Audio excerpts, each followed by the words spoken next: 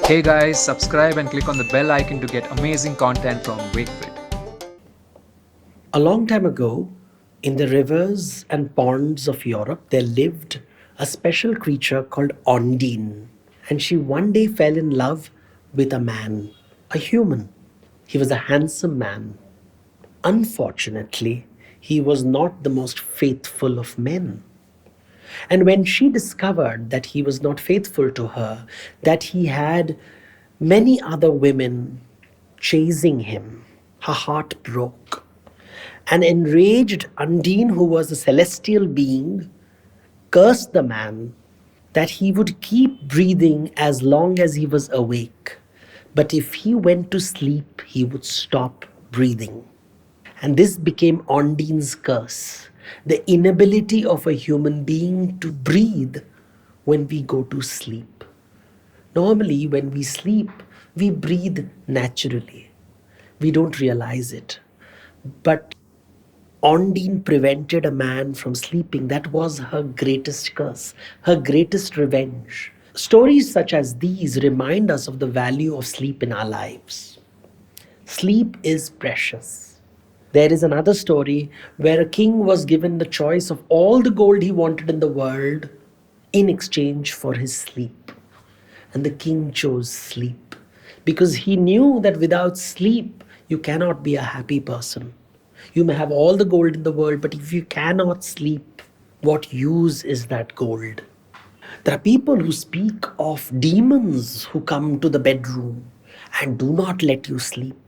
Try as you will, you cannot sleep because they sit on your chest and they sit on your leg and they sit on your head and they will not let you sleep. You are awake, paralyzed, and can do nothing about it. You can't get off the bed. You want to sleep, but your eyelids won't shut.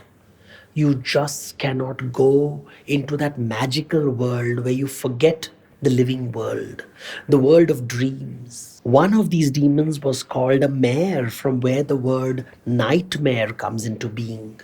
In ancient Arabia, people thought these demons who don't let you sleep are the jinns. It's their way of torturing you. Where you want to sleep, your body is exhausted, but it will not let you sleep by sitting on your chest, by sitting on your head, by not letting you breathe, by forcing food in your stomach to regurgitate up your throat. We all know the feeling.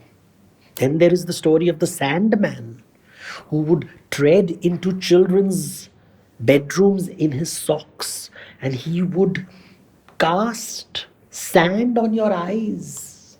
And that is the sand you wake up with in the morning, the crust that you see. He is the one who helps you sleep because he creeps up from behind your bed and breathes into your neck until you slowly feel your lids getting heavy and gently drift into the world of sleep. And you know, the Sandman carries with him two umbrellas. In one umbrella, there are lots of images. They are colorful and bright and full of ideas. And if he opens that umbrella during the night, you will see a wonderful dream. However, if you have been naughty, he will open the second umbrella. And in that umbrella, there is no image, there is no color. And therefore, you will wake up in the morning having not dreamt at all. The Greeks believed that there was a god of sleep. His name was Hypnos. He had wings in his head and he lived in a cave that was surrounded by poppy fields next to the river of forgetfulness. His father was the god of darkness, Erebus, and his mother, the goddess of night, Nyx. And that is why we fall asleep either in a dark room, in a dark space, or at night. His brother is considered Thanatos, the god of death. So every night when we slip into sleep, we have the option of going into the land of Hypnos or the land of Thanatos. It is said sleep is the closest we get to death, but then we wake up. Thanatos, it is a sleep from which we never wake up.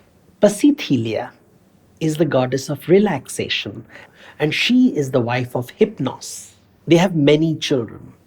Morpheus is one of them. He is the god of dreams.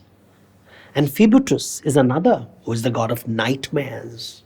And so we have in Greek mythology a god of sleep, born of night and darkness, whose wife is relaxation, whose children are dreams and nightmares. And all the gods love him because he allows them to forget the problems of the day and wake up fresh and fit to face another day.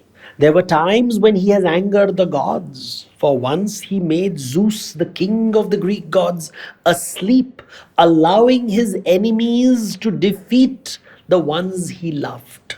And that is why Zeus is very wary of Hypnos. He feels that the gods want him to sleep so that they can subvert his decisions. Kings, therefore, are terrified of sleep because they are afraid that when they are asleep, their courtiers will plan against them. And perhaps it is this anxiety that is manifested in the story of Zeus and his fear of the god of sleep. Greek mythology tells us of this handsome youth called Endymion, who is sleeping all the time so that the moon goddess Selene can look upon him every night. So every night the moon goddess rises and looks upon this beautiful man who is sleeping forever. One can say he's the male version of the sleeping beauty.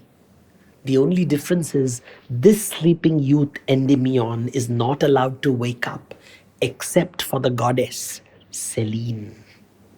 And then there is the story of Argus, a monster with 1,000 eyes. Some would sleep and some would awaken at the same time, which means he could sleep and be awake at the same time. And because he could see all the time, all day long, he was a spy for the goddess Hera. And Zeus got annoyed with this because Zeus felt all his activities were being observed by these 1,000-eyed Argus.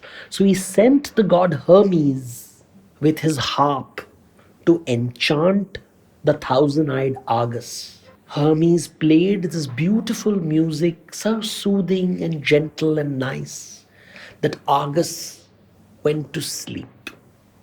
All his eyes went to sleep. This had never happened before. And the moment all of Argus' eyes were shut, Hermes cut his head off. And this story of Hermes cutting the head of Argus reveals the anxiety of the Greeks where sleep was concerned. For they were terrified that when they are asleep, their city will be attacked by barbarians. And yet, for all the anxieties that we have about sleep, we yearn for sleep. For it is the place next to the river of forgetfulness, in the cave full of poppies, where we relax and enter the world of dreams and wonderful worlds and spend half our life forgetting about the problems of the waking state. That's all for this edition of Stories of Sleep by Devdutt Patnaik. The more you know, the better you sleep.